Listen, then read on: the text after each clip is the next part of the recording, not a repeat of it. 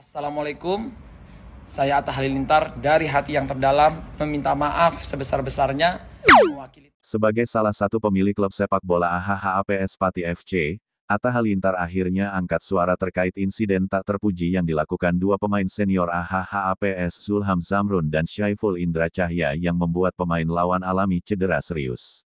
Melalui akun Instagramnya, Atta Halilintar menyampaikan permintaan maaf atas kejadian di laga uji coba yang berlangsung hari Senin tanggal 6 September tahun 2021 kemarin.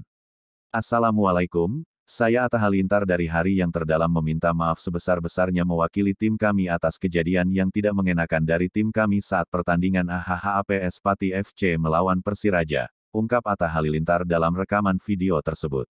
Atta Halilintar juga menyatakan, tim manajemen juga telah memberikan peringatan keras kepada pemain tersebut dan memulangkannya. Seperti diketahui, video rekaman insiden di lapangan tersebut sempat viral di media.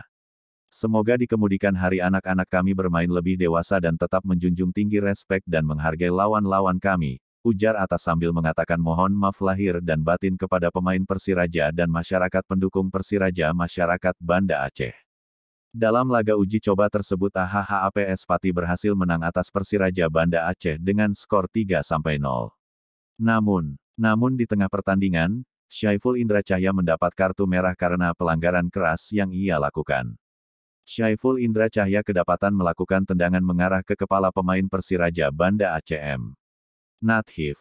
Tak hanya Syaiful Indra Cahya, menurut AHHAPS Pati harus kehilangan pemainnya usai mendapat kartu merah karena pelanggaran keras yang ia lakukan. Assalamualaikum, saya Atta Halilintar dari hati yang terdalam meminta maaf sebesar-besarnya mewakili tim kami atas kejadian tidak mengenakan dari pemain kami saat pertandingan AHPS FC melawan Persiraja. Kami dari manajemen juga memberikan peringatan keras ke pemain tersebut dan memulangkannya untuk peringatan dan semoga juga menjadi pelajaran untuk pemain-pemain yang lain.